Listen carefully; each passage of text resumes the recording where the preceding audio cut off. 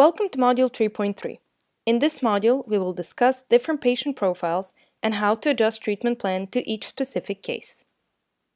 Learning objectives of this module are: understand the importance of multi-professional healthcare, know how to treat those with cognitive impairments, malnutrition, and diabetes, and know how to treat sarcopenic obesity. Sarcopenia is most common in elderly, therefore we can expect some other health issues as well. Patients are often diabetic, malnutrition, or have cognitive impairments. When advising and treating sarcopenic patients, it is necessary to look at the whole individual person with all health problems, both physical and mental. Multi-professional care is crucial in this case. It is important to contact doctor, nutritionist, or other healthcare professional who has been tracking patient's condition and progression of the additional health issue. Good collaboration and communication has good results and is beneficial for the patient. Cognitive impairments. Sarcopenic patients often also suffer from cognitive impairments. Cognitive impairments reduce neuronal volume in the brain, which leads to alterations in body composition by reducing skeletal muscle mass. Physical activity interventions have shown to improve both physical and cognitive performance. It has beneficial effect in those with sarcopenia, either by increasing strength or muscle mass. Research suggests that active lifestyle improves cognitive function and reduces brain atrophy. It has good effect on cognitive function and brain tissue integrity. When it comes to nutrition, vitamin B, folate, vitamin E, and omega-3 fatty acids have a potential to protect against occurrence of age-related cognitive impairments. These can be found in fruits, vegetables, and fish. Therefore, Mediterranean diet is recommended for those with cognitive decline. As learned in previous module, protein and vitamin D are crucial for those suffering from sarcopenia. All these components need to be taken into account when creating nutrition plan for a sarcopenic patient with cognitive impairment.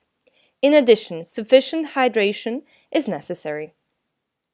In case a sarcopenic patient has developed cognitive impairment, which influences their behavior and performance of daily activities, this should be taken into account. Patients should be closely monitored and helped if needed. Make sure you approach the patient with empathy and support and motivate him or her to have a healthy, active lifestyle. Malnutrition. Good nutritional intake and weight gain are main goals of malnutrition elderly. However, weight should be gained in a healthy way, not only by increasing fat, but also muscles. Therefore, strength training is great for malnutrition. As seen in Module 3.1, this type of training is also recommended for sarcopenic patients, making it perfect intervention in case of both conditions are present. Be careful, as the person is probably weak, and start very easy. Exercise may also stimulate appetite. When it comes to nutrition, caloric intake needs to increase. However, it is important that these calories come from nutrient-rich, healthy foods. These should be dairy products and lean protein sources, as they are also important for sarcopenic patients. Diabetes. Resistance training, as shown in the Module 3.1, has a good effect on muscles in sarcopenic patients. In addition, it improves mitochondrial function, which is usually altered in patients suffering from type 2 diabetes. Resistance training programs should include both high-intensity training for improving muscle mass and lower-intensity training to increase mitochondrial oxidative capacity and enhance glucose transport. Then, training muscles get the glucose they need and blood glucose level drop. In addition, it helps in prevention of cardiac problems which often occur in diabetic people. Aerobic training might also be excellent for sarcopenic patients with diabetes. It helps in weight loss and also enhancing the effect of resistance training on skeletal muscle tissue, improving protein synthesis and mitochondrial bioenergetics. Very often, people with diabetes are also overweight or even obese. Therefore, the aim of their diet plan is to lose weight. Protein takes longer to digest, prolonging the feeling of being full, which can help in weight loss. As discussed before, protein is very important for sarcopenic patients. However, the intake should be monitored and proteins should be carefully chosen, avoiding products high in fat. Also, cardiometabolic risk, status, and renal function need to be taken into account before giving any recommendations to the patient.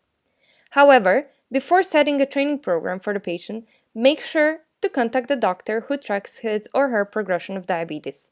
In the same manner, before advising patient on nutritional changes, consult their nutritionist. Sarcopenic obesity. Obesity aggravates sarcopenia as it increases fat accumulation into skeletal muscle. This leads to loss of muscle strength and reduced physical activity.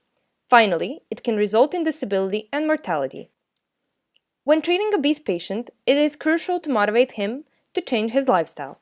First goal is weight loss. This may include loss of both fat and lean mass. However, studies have shown that reduction of fat is greater